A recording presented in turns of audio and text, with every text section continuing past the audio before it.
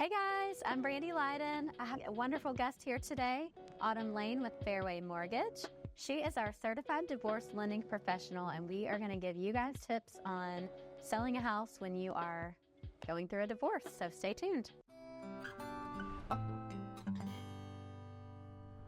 Hey guys, I'm Brandy Leiden with Mom, You're Not Alone. I'm a local realtor and investor here in Knoxville, Tennessee. So we're going to kick it off with Autumn today. So tell us a little bit about the benefits of working with the CDLP. CDLP, Certified Lending Divorce Professional, that is a tongue twister there. That is basically, we're lenders, but a CDLP has taken some extra steps to become well-versed in other things besides just mortgage, surrounding clients who are going through divorce, preparing for divorce, things like that. So it's more of a comprehensive training in addition to our already existing mortgage knowledge to help clients really work through that process. Okay, awesome. So we're going to go through a couple steps, the process, I guess, for CDLPs and how they walk their clients through this process. So, as agents, we come in and, we may get called prior to you guys or after they've been in touch with you guys. In your scenario, you hope that they have reached out to you, prior to, and we'll walk through those steps. But if you are an agent out there and you have a client that is, going through a divorce, reach out to a CDLP for sure. Autumn's amazing. And, get them involved in the process prior to listing the home. And so let's go through those steps. So what's the first step on, if they're looking to list their house through your process? What are you going to do? I will say, just going back to really highlighting the importance of and why I feel like it's a benefit to connect with a CDLP prior, because you can take a look at the whole picture for that client before any decisions on the home, on their plans for after the divorce. Whatever those look like, you can really take a very overall picture, not just being kind of stuck in the middle where some of those decisions and plans have already been made. So if we can start from way ahead and getting that introduction, even in talks of divorce, just at the same time you're connecting with your attorney and figuring out what that looks like, I would say align with a CDLP in order to see what that looks like for purposes of what your homeownership and housing looks like. I just wanted to kind of back that up one time because really it is meant to be a role that we can help so that both parties can be in a position of knowing what their homeownership looks like after the divorce. And sometimes that's the biggest gap there. So just wanted to note that. Oh no, I think that's a great idea. So if you are thinking about that, unfortunately encountering that, maybe this is your decision, not your decision, and you're contacting an attorney, then yes, you want to contact CDLP prior. And like Autumn said, it's the whole financial picture during this process. Yeah. Okay, so let's dive into those steps on what that looks like. So I think one of the first steps is really just what we call vetting the property or the home. When you go to buy a home, when you go to sell a home, there is a title search done on the property or completed. There's a title search completed on the property. That is going to be something that looks in depth at any liens on the property, anything that would hinder it from being able to be transferred to one party, sold, refinanced, anything like that.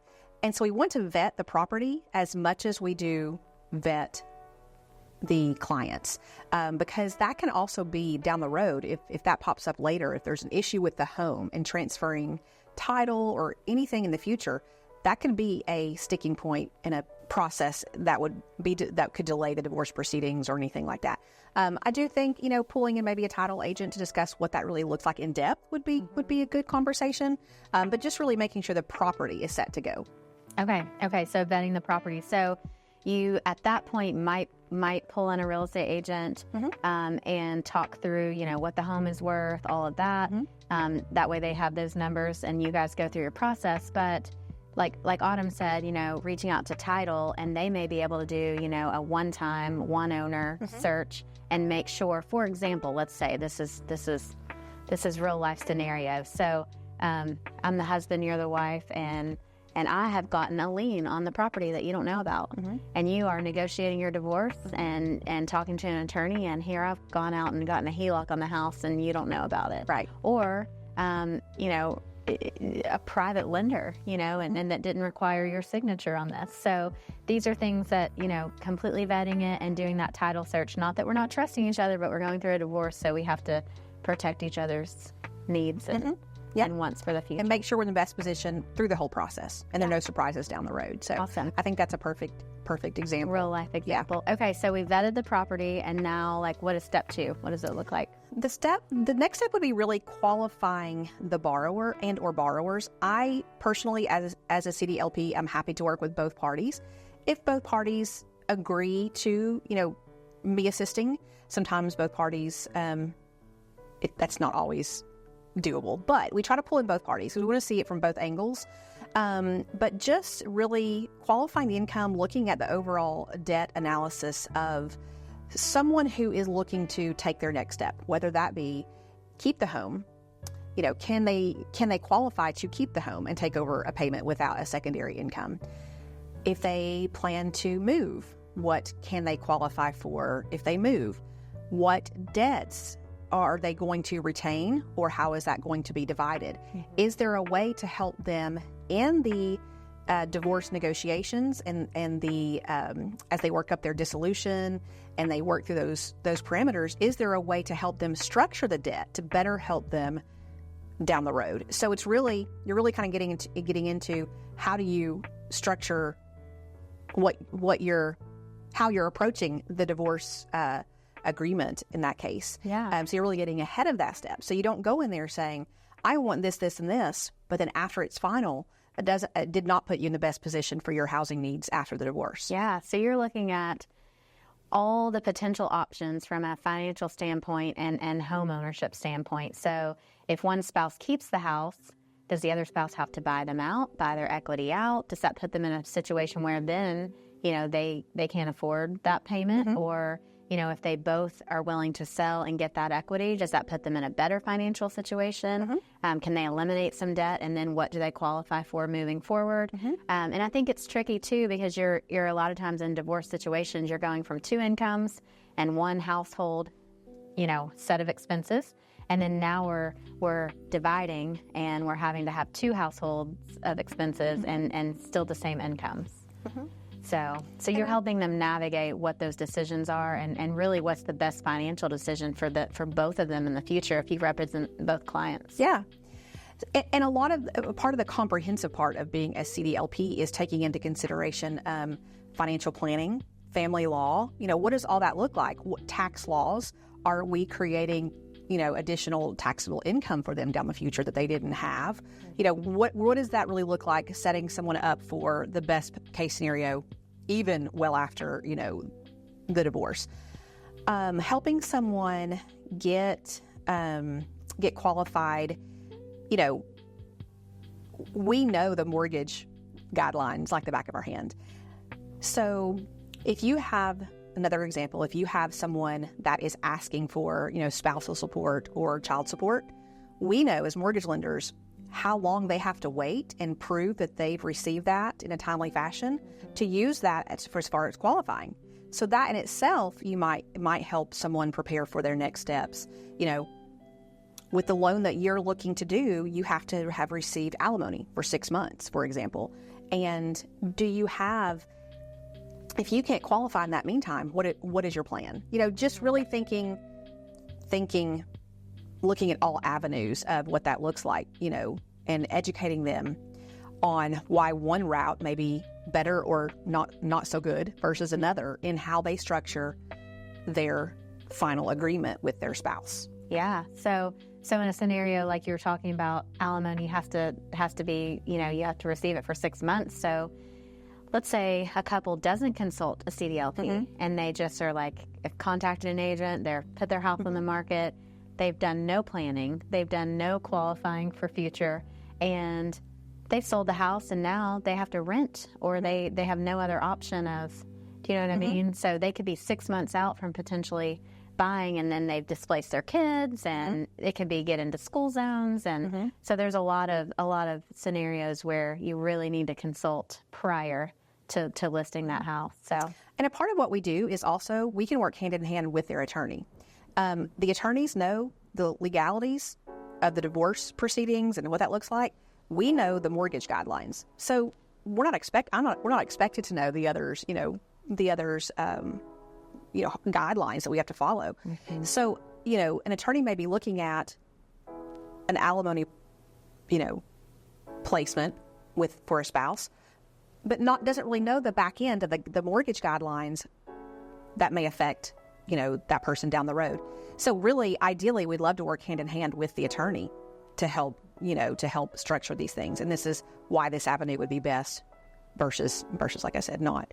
And then you touched on this a minute ago about, because the last step really is, what are the equity solutions in the house? Yeah. After you have vetted the property and you really vetted the client, which that part of the process, that middle part of the process may take a little while. Because qualifying their income and then... Yeah. And what are their debts? How do they plan to divide those? Who's taking this vehicle? Who's taking that vehicle? There are assets to divide. So really that middle part of the process sometimes is the long road, right? Yeah. It's the meat of the process. Right. And so after qualifying their income, we kind of blew right past the debt analysis. Is that our third step a little? Yeah. And to me, it sort of goes hand in hand with the qualifying, because we're also looking at existing debt. How is that going to be divided? Is one party or the other going to incur additional debt after it's settled? It's really, to me, those two steps are hand in hand. I think those two, I think, step 2 and 3 you're doing together. Step 2 and 3 you're doing together, and looking at everything: income, expenses, debt, all of it. Okay, cool. And so then our step 4 is. That's really just finding solutions for the equity in the home, depending on. And there's a number of different ways there's a number of ways. I mean, you have one house. There's a handful of things that can happen to that house. It's sold, and equity is split. One person retains the home with no payout. One person retains the home but has to pay the other person a portion of the equity. So now they can move forward and purchase their home. Right. So there's a number of different ways we can look at that. And you want to be creative with the smallest amount of impact, I think, on both parties. One topic of conversation right now are the rates. And if you have a set of clients that bought a home in the last 4 years and they have a 3% rate, and now they are getting divorced, they're looking at, close to 7% rates, and what does that look like? So you have to take into consideration the whole.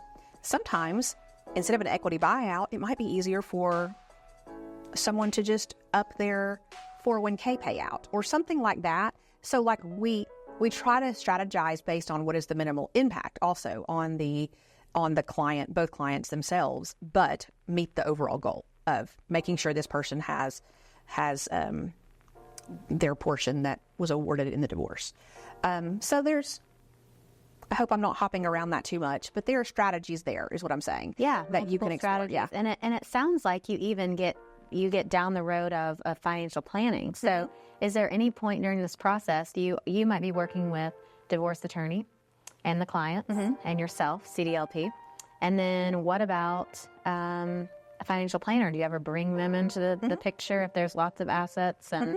Oh, definitely. Because that's where you want to get into the long-term planning solutions of what are the ramifications of certain asset payouts. What are the tax liabilities? What does that create now for another spouse who didn't have this extra income coming in? Does that create future taxes, worries, complications, all the things. So yes, that is an important element of the picture as a whole. Okay, awesome. So I think my next question is, how do we inform? How do we get out there in front of? How do we help? How do we build a team to help anybody that's thinking about divorce, already in the process, spouse has already contacted a realtor? What are your steps? So if you're anywhere in this process, you want to make sure you have obviously a divorce attorney that represents you. You want to contact a CDLP to be involved in that process as soon as possible. And you've got, a realtor involved with the property, and then you potentially have financial planner coming in if there's a lot of moving parts in regards to, you helping create this whole picture, and you're almost the you're almost the mother of the whole process, and just making sure all parties and advising, because we think about, I've done an episode on this, you've got board of advisors typically for, you've got a CPA, you've got a financial planner, you've got a state attorney, if you have that, a business attorney if you own a business, and then your top 5 friends that you're surrounded. And I always say, you've got to communicate with this board of advisors, but a lot of times you've got one person that's advising you on just taxes, right? Or one person that's like, oh, this is going to get you the best return on your investment. But what happens when you put them on the phone together? You know what I mean? And so you are kind of that mesh. You're the one holding everyone accountable and looking at the big picture, not just how it's going to financially impact or tax impact, or do you know what I mean? Or the spouse is in fault and they're gonna, get the brunt of this divorce scenario. Yeah. You're like, what is the whole financial picture, and how can we help both of you move forward? Yeah, I think that's a good question. Before I did the CDLP, certification, I would always say I would love to talk to the client before the divorce is final.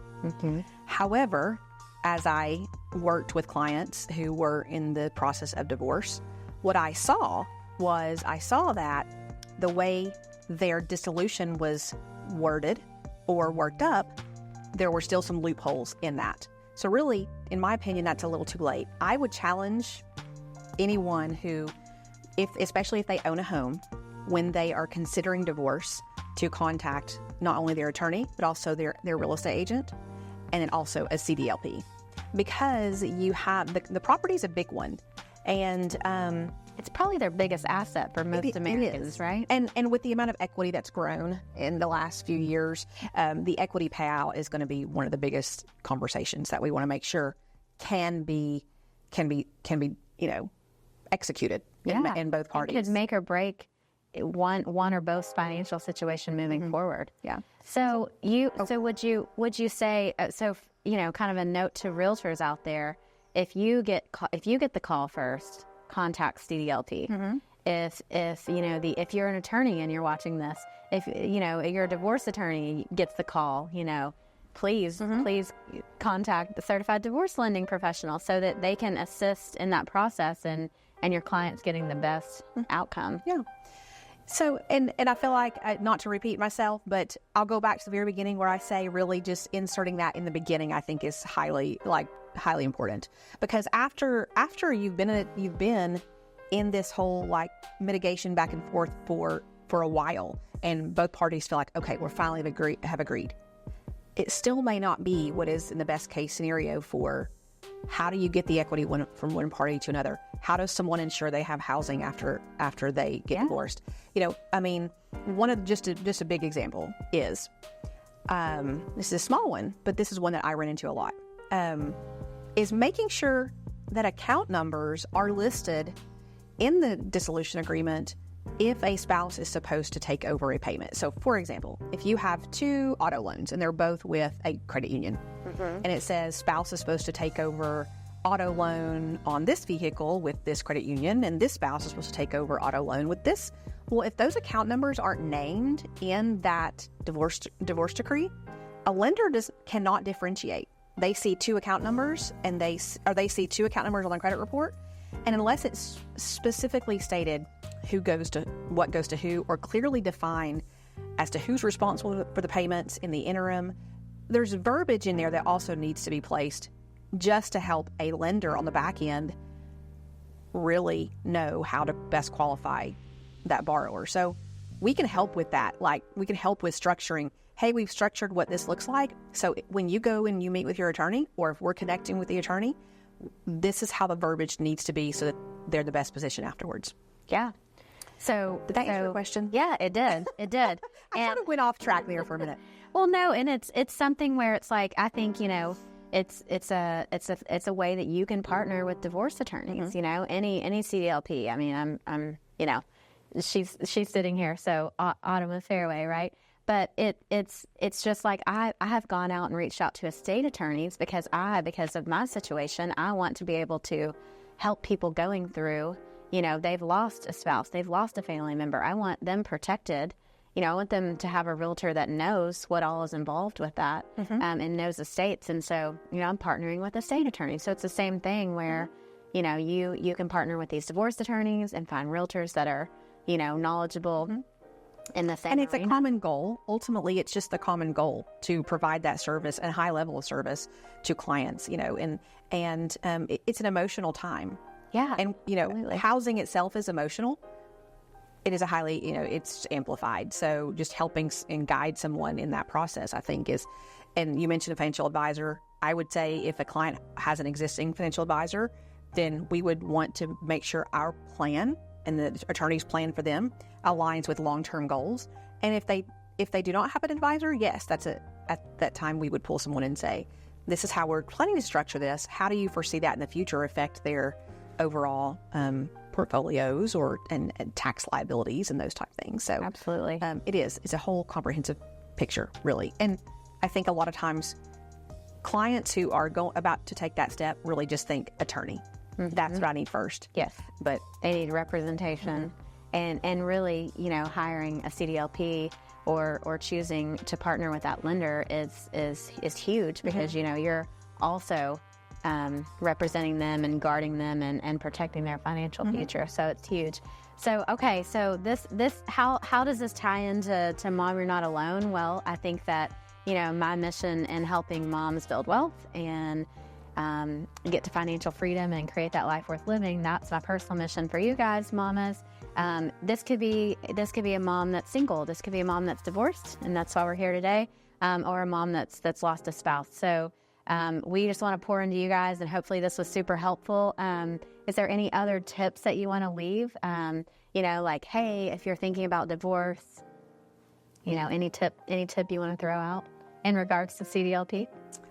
I think the main tip would be, because I hear this a lot, is just getting a call saying, I don't even know where to start. And I think stepping outside of that fear a little bit and just know that that's okay. We can start from nowhere and we can strategize together, because a lot of it is you just so many things going on at one time, and it's just stepping outside of that fear, making a call, even if it's just, I have no clue where to start. I think that would be my final kind of word of advice there. So you're a true support system in that, and you can start before the attorney, after the attorney, before the realtor, after the realtor, wherever. You're a safe spot, and you're going to pull in all the right people. Yeah. And help them move forward. I just want to mention that there is no fee for my service. This is just a certification that I received through my existing mortgage license that added benefit to using me and an added understanding of more things, just mortgage guidelines. So there is no charge for my service. So if someone calls me, it's just truly a conversation, just like if they were calling me and they were looking to buy a home and they didn't have the divorce element. So it's just a safe space to call and be like, hey, don't know where to start. Love it. So you're getting free value. Mm-hmm. Call Autumn if you have questions, if you're thinking about divorce, going through any of these processes. Yeah. And if you guys got value today, please like and subscribe below. Thanks so much for coming on, Autumn. Thank you for having me. Thank you guys for watching.